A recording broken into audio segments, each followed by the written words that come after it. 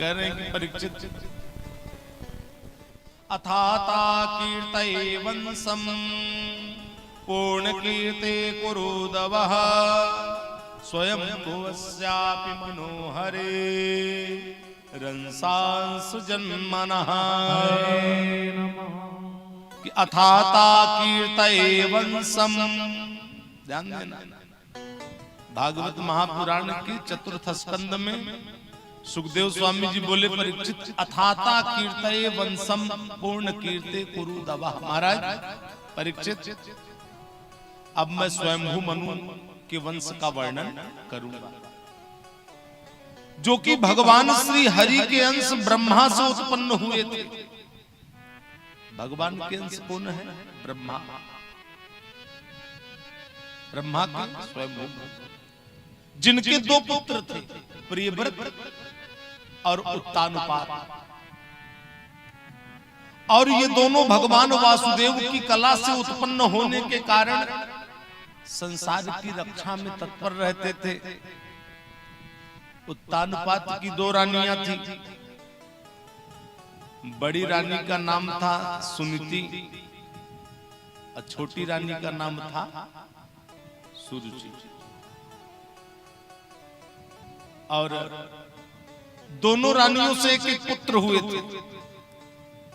बड़ी रानी सुनीति के पुत्र का नाम था ध्रुव और छोटी रानी सुरुचि के पुत्र का नाम था उत्तम। भागवत में सुखदेव स्वामी जी बोले महाराज परीक्षित छोटी रानी सुरुचि राजा उत्तानपाद को अधिक प्रिय थी। देखो सुरुचि किसे कहते हैं? सुरुचि का अर्थ है मनपसंद इच्छा, जिसमें रुचि। और आजकल सभी को सुरुचि ही प्रिय है, सुनीति प्रिय नहीं। सुनीति का अर्थ क्या है? सुंदर नीति को ही सुनीति कहते हैं। और सुनीति विषयों की ओर नहीं दौड़ती, इसलिए ये अभागा मनुष्य सुनीति से प्रेम नहीं करता, सुरुचि से प्रेम करता। तो राजा उत्तानपाद की दो रानियां थी। बड़ी रानी का नाम था सुनीति और छोटी रानी का नाम था सुरुचि। और छोटी रानी राजा को अधिक प्रिय थी, इसलिए हमेशा अभिमान में भरे रहती थी। देखिए श्रोताओं, अभिमान ही विनाश का कारण है। इसलिए इस लघु जीवन में हमें कभी भी किसी प्रकार का अभिमान नहीं करना चाहिए। और दो चीज पर अभिमान होता है इस मनुष्य को, दो चीज पर अभिमान हो जाता है। पहला धन और दूसरा जवानी। और ये दोनों चंचल हैं। कैसे चंचल है? धन यौवन चंचल दामिन सोते रमानी के नेह लगाते हो क्यों? लघु जीवन में अपने तन का अभिमान किसी से बताते हो क्यों? अमराई सी वाटिका में अपने तुम व्यर्थ बबूल लगाते हो क्यों? यहाँ रत्न सी मानव देह मिली, इसको तुम व्यर्थ गमाते हो क्यों? धन यौवन चंचल दामिन सोते। जिस धन पर, जिस जवानी पर हम लोगों को अभिमान हो जाता है, भगवत भक्तों, ये दोनों चंचल हैं। कैसे चंचल हैं? दामिन सोते, जैसे आकाश में बिजली चमकती और फिर लुप्त हो जाती है कि नहीं, वैसे धन है, जवानी है, ये सब समय के अनुसार हम लोगों को प्राप्त होता है।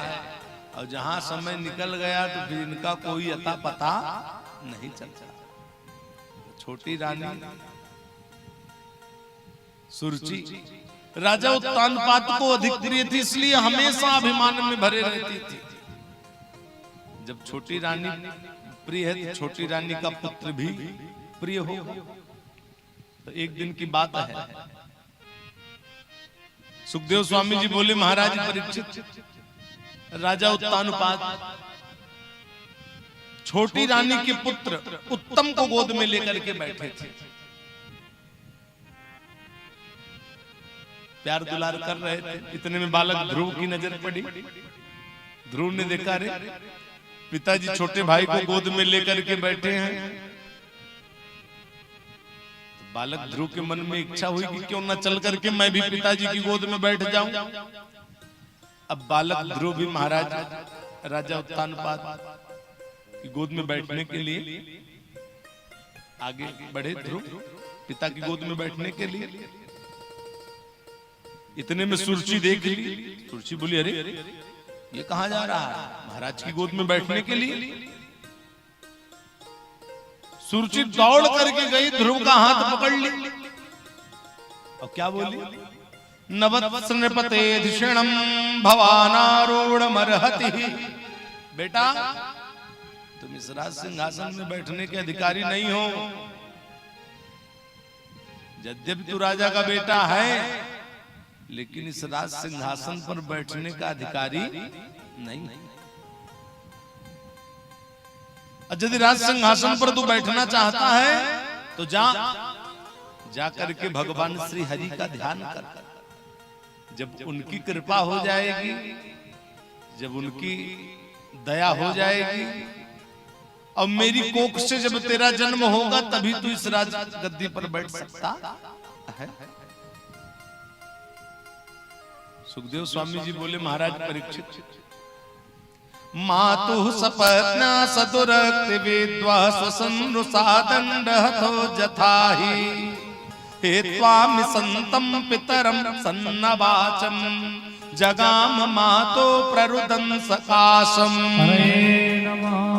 कि मातु सपत्न्या सदुरक्ति विद्वा, मातु सपत्न्या भगवत भक्त अपनी सौतेली मां सुरुचि के जब कटु वचन को ध्रुव कुमार सुने तो जैसे डंडे की चोट खा करके सर पर फुफकार मारने लगता है, तो वैसे ही अपनी सौतेली मां सुरुचि के कटु वचन को सुन करके स्वसन्नुसादंड हतो जथाहि ध्रुव कुमार लंबी लंबी सांसें लेने लगे। पितरम सन्नवाचम, पिता की तरफ देखे अपने कि हमारे पिता हैं, हो सकता है हमको गोद में बैठा ले, लेकिन वो छोटी रानी के अधीन थे। बालक ध्रुव को गोद में नहीं बैठाए तो बालक ध्रुव रोता हुआ अपनी माता सुनीति के पास गया। और जब सुनीति ने अपने पुत्र ध्रुव को रोते हुए देखा तो सुनीति के नेत्रों से अश्रुओं की धारा बह चली। बड़े प्रेम से अपने पुत्र ध्रुव को गोद में उठा ली माता सुनीति, हृदय से लगा ली, समझाने लगी। बोली, बेटा जो मनुष्य दूसरे को दुख देता है ना, उसको उसका फल स्वयं भोगना पड़ता है। और इस संसार में पुत्र कोई किसी को सुख दुख देने वाला नहीं है। सुख से दुख से न कोपि दाता परो ददाति कुबुद्धिरेसा अहम करोमि तिब्रथाभिमाना स्वकर्म सूत्रे ग्रथितो हि लोका।